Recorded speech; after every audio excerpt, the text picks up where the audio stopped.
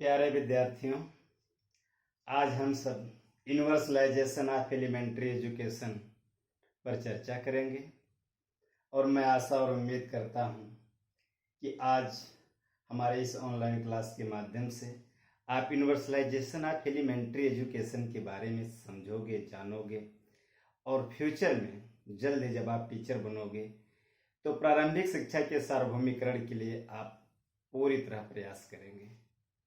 तो जहाँ तक यूनिवर्सलाइजेशन ऑफ एलिमेंट्री एजुकेशन की बात है, तो यूनिवर्सलाइजेशन ऑफ एलिमेंट्री एजुकेशन का मतलब होता है कि प्रारंभिक शिक्षा सब जगह सुगम हो, सुलभ हो और सब तक इसकी पहुंच हो।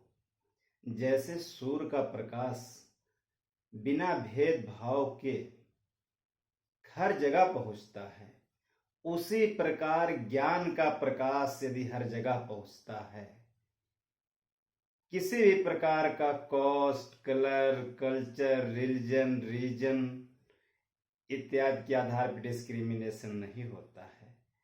6 से 14 वर्ष के प्रत्येक बच्चे तक यदि प्रारंभिक शिक्षा की पहुंच है तो उसको यूनिवर्सलाइजेशन ऑफ एलिमेंट्री एजुकेशन कहा जाता है।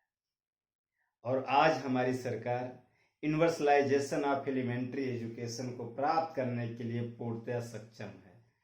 लेकिन आपको यह मालूम होगा, आरटीई एक्ट पारित होने के बाद भी यूनिवर्सलाइजेशन ऑफ एलिमेंट्री एजुकेशन का जो हमारा गोल था उसको हम अभी भी अचीव नहीं कर पाए हैं।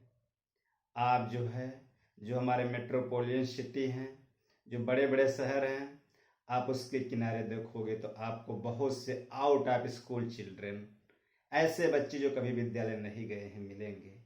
आपको ड्रॉप आउट चिल्ड्रेन, जिनका नाम एक बार एनरोलमेंट हो जाता है विद्यालय छोड़ देते हैं, ऐसे भी बच्चे मिलते हैं। तो इस प्रकार अभी भी हमारा प्रारंभिक शिक्षा का सार्वभौमिकरण नहीं हो पाया है। लेकिन प्रारंभिक शिक्षा का सार्वभौमिकरण हम कैसे कर सकते हैं, इसके लिए क्या क्या प्रयास हो सकता है, इसके बारे में चर्चा करेंगे। यदि हम इसके इतिहास में जाए प्यारे विद्यार्थियों, तो इसमें बहुत समय लगेगा, लेकिन हम ब्रीफ में बताते हुए फिर इसको कैसे अचीव किया जाए इस पर चर्चा करेंगे। आपको पता होगा 1910-1911 अर्थात आरटी एक्ट जब इंडिया में लागू हुआ, उससे 100 साल पहले गोपाल कृष्ण गोखले ने ब्रिटिश गवर्नमेंट में प्रस्ताव रखा था कि जो हमारी प्रारंभिक शिक्षा है वह अनिवार्य और निःशुल्क हो। तो उस समय सरकार उनके प्रस्ताव को ठुकरा दिया। यदि शायद वह प्रस्ताव उस समय पारित हो गया होता तो इंडिया 2010 में जिस कंडीशन में पहुंचा, उस कंडीशन में 1910 में ही पहुंच जाता। लेकिन इतिहास की बात रही। फिर हम आगे बढ़ते हैं तो आगे आपने देखा होगा जितने भी आयोग आए, चाहे वो नेशनल एजुकेशन पॉलिसी 1968, चाहे 86, चाहे DPEP district primary education programme 94, या आपका एसएसए, या आपका राइट टू एजुकेशन एक्ट 2009, तमाम प्रयास हुए इस प्रारंभिक शिक्षा के सार्वभौमिकरण में। और इसमें उन्नी कृष्णन बनाम आंध्र प्रदेश राज्य का जो सुप्रीम कोर्ट का निर्णय रहा, वह भी काफ़ी महत्वपूर्ण रहा है, क्योंकि उसी निर्णय ने यह निर्धारित किया कि 6 से 14 वर्ष के प्रत्येक बच्चों को निःशुल्क और अनिवार्य शिक्षा होनी चाहिए, जिसके चलते गवर्नमेंट ऑफ इंडिया ने 2002 में 86 संविधान संशोधन लाकर भारतीय संविधान के अनुच्छेद 21 जो कि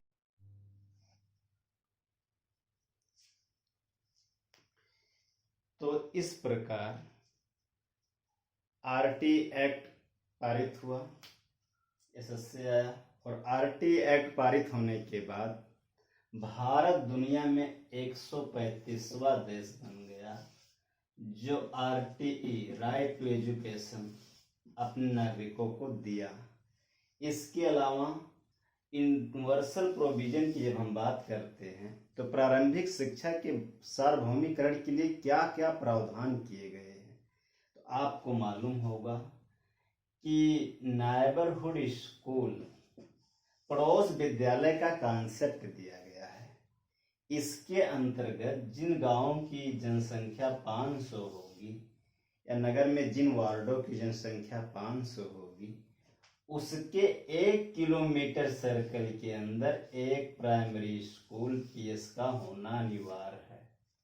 तो इस प्रकार यूनिवर्सल प्रोविजन भी कहीं न कहीं प्रारंभिक शिक्षा के सार्वभौमिकरण के लिए काफी प्रयासरत है। इसके अलावा आपने देखा होगा ऑपरेशन ब्लैक बोर्ड OBB, जो कि प्राइमरी स्कूल में इक्विपमेंट और फैसिलिटीज की बात करता है कि प्राइमरी स्कूल में जो भी फैसिलिटीज हों, जो भी टूल्स हों, यंत्र हों, जो भी सुविधाएं हों, प्रोवाइड करवाई जाए।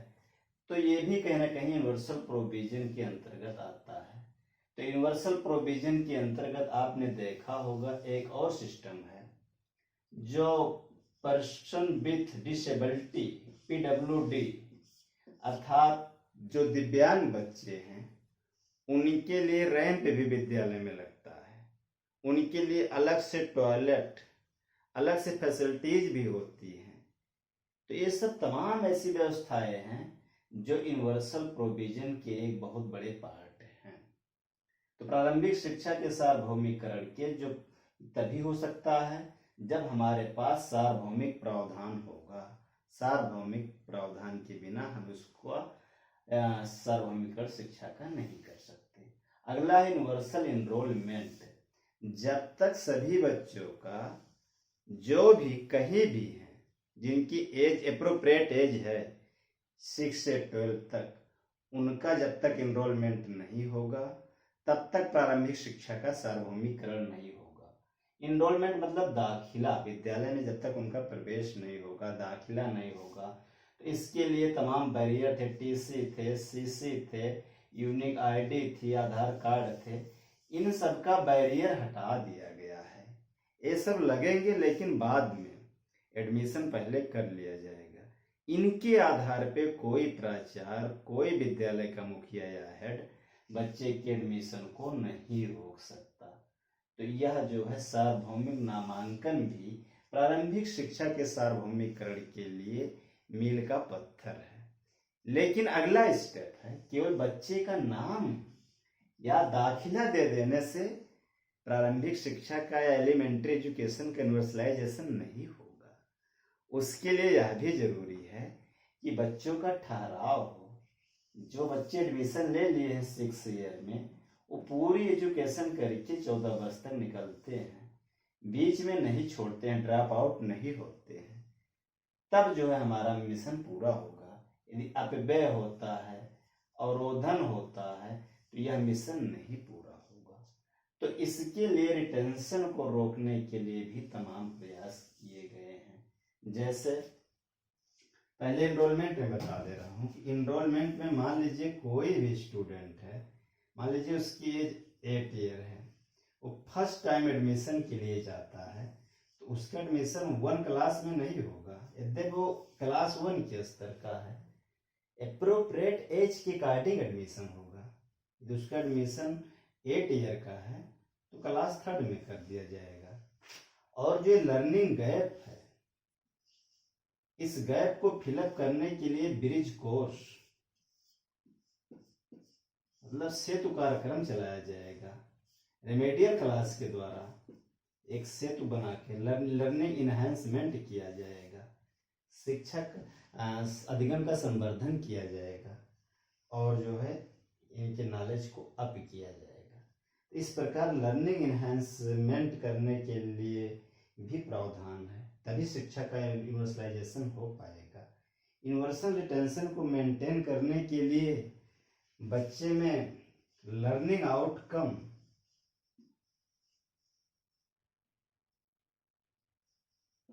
इस पर भी फोकस किया जा रहा है।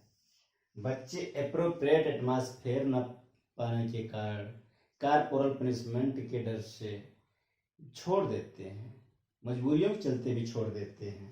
इसलिए RT एक्ट में फ्री इन द सेंस केवल फीस ही नहीं, जो भी आवश्यकताएं होती हैं चाहे वो ड्रेस हो, चाहे वो बुक्स हो, चाहे बैग हो, सब फ्री रहेगा।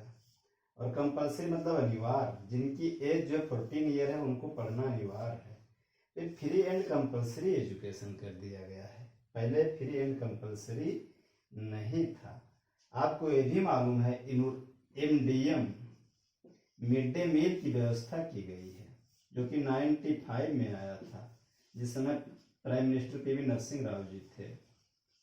तो इसका भी उद्देश्य है कि कैसे एनरोलमेंट को बढ़ाया जाए। फिर एनरोलमेंट को बढ़ाने के बाद कैसे इसको रिटेंशन रेट को मेंटेन किया जाए। आपने देखा होगा NCERT द्वारा नेशनल अचीवमेंट सर्वे भी किया गया समय समय पे, NAS नेशनल अचीवमेंट सर्वे किया गया, सक्षम प्रोग्राम आया, LAP लर्निंग एनहेंसमेंट प्रोग्राम आया। तो ये सब कहीं ना कहीं रिटेंशन को मेंटेन करते हैं। पहले यह जो RT अनुच्छेद 21A में, जो कि पहले भारतीय संविधान के अनुच्छेद 45 में था, उस समय नीति निर्देशक तत्व में था।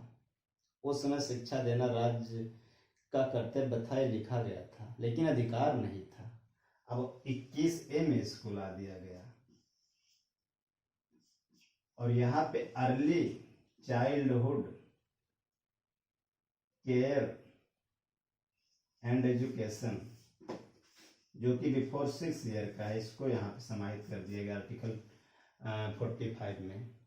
तो इस प्रकार अनुच्छेद 21 के जब से आया तब से भी हम प्रयास कर रहे हैं। तो इस प्रकार प्रारंभिक शिक्षा के सार्वभौमिकरण के लिए हम पूरी तरह प्रयासरत हैं, और यह मेरी गारंटी है, यदि पूरी तरह से यूनिवर्सलाइजेशन ऑफ एलिमेंट्री एजुकेशन किया जाता है, आप जितने भी BTC डिलेट कर रहे हो सबकी जॉब सिक्योर है। क्योंकि जब यूनिवर्सलाइजेशन ऑफ एलिमेंट्री एजुकेशन किया जाएगा तो टीचर और स्टूडेंट का अनुपात 30:1 होता है। ऐसे में देश में 12 लाख शिक्षकों की जरूरत पड़ेगी, जिसमें आपकी बहुत ज़्यादा डिमांड होगी।